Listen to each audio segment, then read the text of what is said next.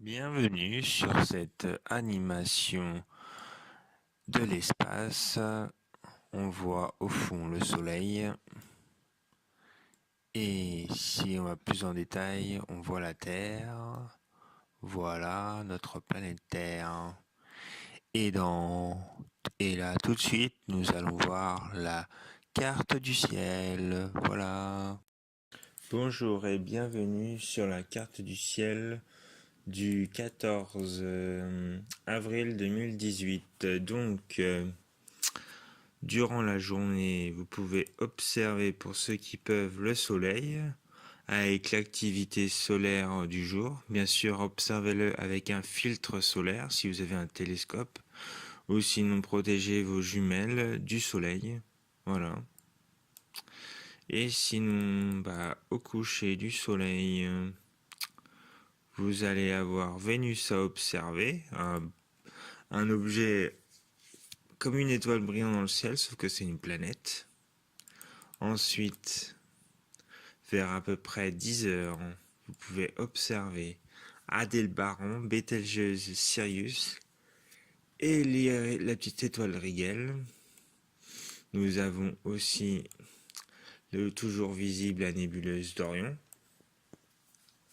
Toujours visible.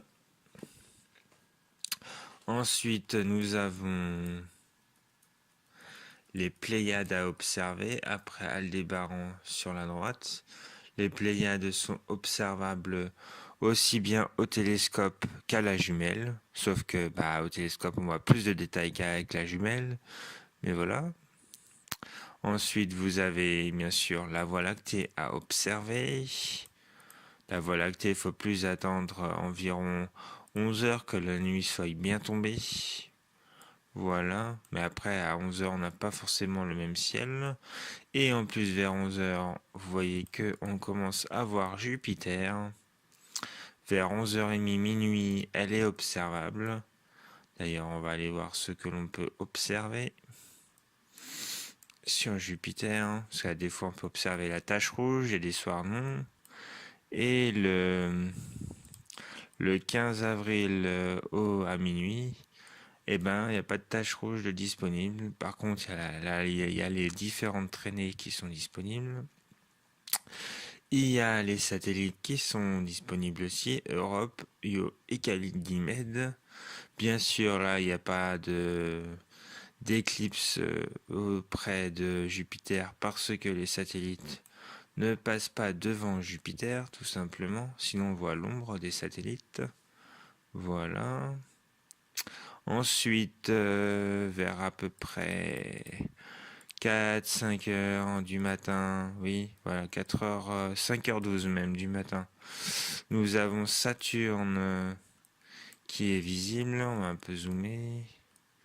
Saturne. Voilà, voilà. Je zoome à fond pour qu'on voie bien des détails. Bon, là, c'est avec Hubble. Avec un télescope basique comme le mien, on peut aller jusqu'à faire des photos de Saturne comme ça. Je vais enlever les noms des planètes pour que vous voyez plus de détails. Voilà. Là, c'est avec un tout petit télescope, vous avez ça comme détail. Et avec un plus gros télescope comme le mien, on peut aller jusqu'à, et si on zoome, on peut aller jusqu'à voir cela. Et après, après c'est les plus gros télescopes. Pic du Midi, on peut aller jusqu'à voir un grossissement comme ça. Et puis Hubble, c'est la totale. Voilà. Ensuite, il y a Mars à observer juste en dessous. Voilà. Antares, c'est là. Bien sûr, la Voie lactée est visible toute la nuit. Ça, il n'y a pas de problème. Et ensuite, on va finir sur ça. On a le soleil qui se lève. Et en principe, voilà. La lune, elle n'est pas visible parce que le soleil est bien présent.